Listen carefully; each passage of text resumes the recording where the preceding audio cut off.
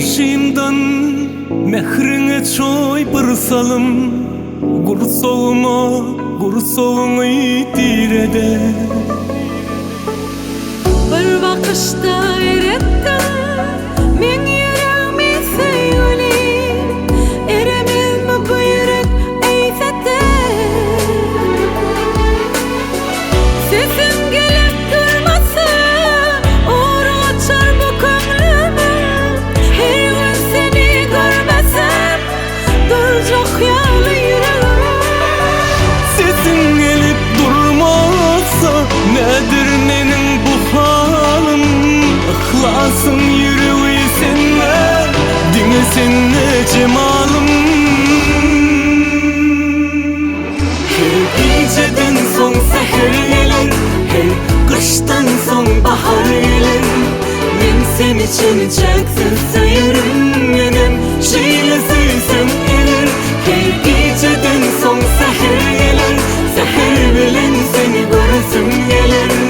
Men bu yoldayım gel sayınım Vah senden başka kim bilir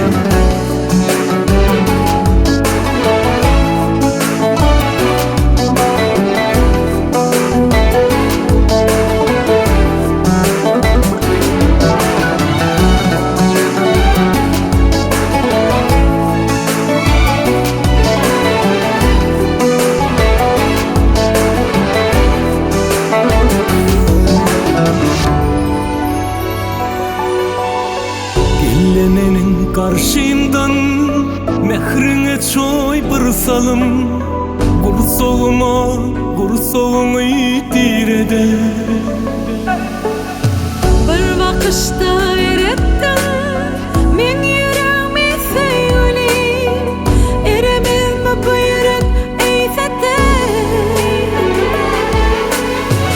sesim gelip durmasa uğru açar bu kömlümü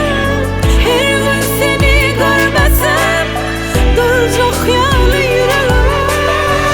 Sesin gelip durmazsa nedir nenin bu halim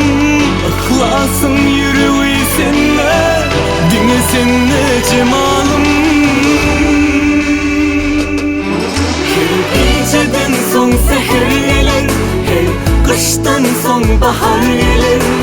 Ben sen için çaksız sayarım Yenem şeyle söysem gelir Her geceden son seher gelir Seher bilen seni görsüm gelir